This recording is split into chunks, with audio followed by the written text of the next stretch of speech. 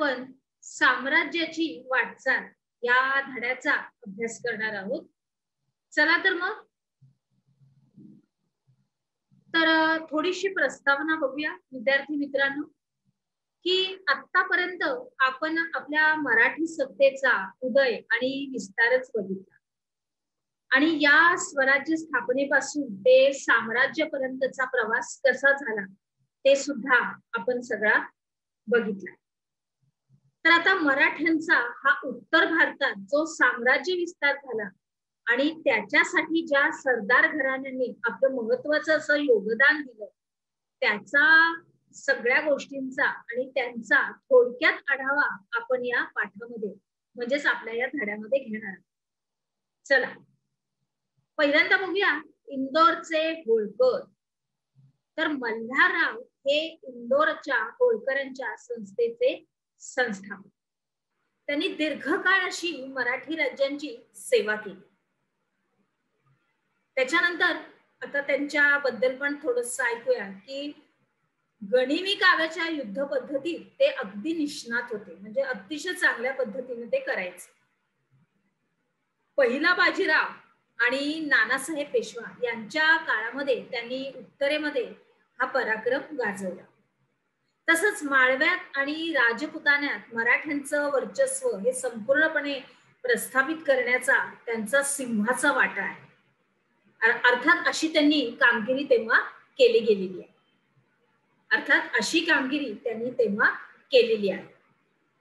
पानिपतानंतर उत्तरेतील मराठ्यांची प्रतिष्ठा ही संपूर्णपणे सावरण्यासाठी माधवराव पेशव्यास त्यांनी फार मदत केली. कोणी? आपले होळकर, मल्हारराव होळकर यांनी. पुढे जाऊया. आता आपल्या पुण्यश्लोक अहिल्याबाई. आता आपण पुण्यश्लोक अहिल्याबाई या मल्हाररावांचा पुत्र खंडेराव याच्या पत्नी आहेत. खंडेरावाचा कुंभेरीच्या युद्धामध्ये मृत्यू झाला आणि पुढे काही काळानं मल्हारराव होळकर यांचं सुद्धा निधन झालं.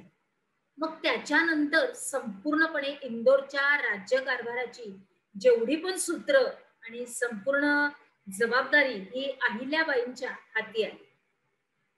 त्या अतिशय थोर, मुत्सद्दी आणि उत्कृष्ट अशा प्रशासक होत्या. त्यांनी नवे कायदे केले, शेतसरा, कर वसुली अशा गोष्टींची घडी बसवली. अतिशय चांगल्या, आणि आपण त्यांचं नेहमीच नाव आहे आपल्याला ऐकण्यात मध्ये आहे अहिल्याबाईंचं. पुढं पडीक जमिनी लागवडीखाली आणणं, शेतकऱ्यांना विहिरी खोदून देणं, व्यापार उद्योगाला प्रोत्साहन देणं, तलाव तळी निर्माण करणं, या सगळ्या गोष्टींसाठी ते अगदी अहोरात्र झटलेल्या व्यक्ती आहेत, स्त्री आहेत. त्याच्यानंतर भारतामध्ये चारी दिशांना असलेल्या आपल्या महत्वाच्या धर्मस्थळावर त्यांनी मंदिरं, घाट, मठ, धर्मशाळा, पानपोया यांची उभारणी केली. तसंच देशाच्या सांस्कृतिक ऐक्याचा त्यांचा हा प्रयत्न हा फार महत्वाचा होता, कारण त्या स्वतःच न्यायनिवाडा करत. त्या दानशूर सुद्धा होत्या आणि ग्रंथप्रेमी सुद्धा होत्या. त्यांनी सुमारे 28 वर्ष 28 वर्ष अगदी समर्थपणे राज्याचा कारभार करून उत्तरेमध्ये मराठ्यांच्या सत्तेची ही प्रतिमा उंचावली. म्हणजे त्यांनी अगदी हे दाखवून दिलं की मराठे हे कुठल्याच बाबतीमध्ये मागे पडू शकत नाहीत. त्यांनी तंतोतंत असा चोख कारभार आपल्या राज्यकारभाराचा केला, प्रजेची काळजी घेतली आणि शूर तर त्या होत्या. प्रत्येक गोष्ट त्यांनी व्यवस्थितरित्या पार पाडली. तसंच राज्यामध्ये शांतता, सुव्यवस्था निर्माण करून प्रजेला त्यांनी सुखी केले. आणि मराठीशाहीच्या या उतरत्या काळामध्ये यशवंतराव होळकर यांनी आपलं राज्य वाचवण्याचा प्रयत्न केला. आता आपण बघत आहोत नागपूरचे भोसले. इथपर्यंत तुम्हाला लक्षात आलं सगळं विद्यार्थी मित्रांनो, की काही काळ केल्यानंतर आपल्या मराठा सत्ता जी होती तर त्या मराठी सत्तेला वाचवण्यासाठी कशा कशा पद्धतीचे कर्तबगार राजे स्त्रिया या समोर आल्या आणि त्यांनी संपूर्णपणे जबाबदारी व्यवस्थित आपली पार पाडली. इथपर्यंतचा हा प्रवास तुमच्या लक्षात आला. चला तर मग आता आपण पुढे जाऊया. आता पुढे आले नागपूरचे भोसले. तर नागपूरकर भोसल्यांच्या घराण्यातील परसोजी भोसले यांना शाहू महाराजांच्या काळामध्ये वराड आणि गोंदवन या प्रदेशाची सनद देण्यात आली होती. मग नागपूरकर भोसल्यांपैकी रघुजी हे त्यांच्यामध्ये सगळ्यात कर्तबगार आणि पराक्रमी असे पुरुष होते.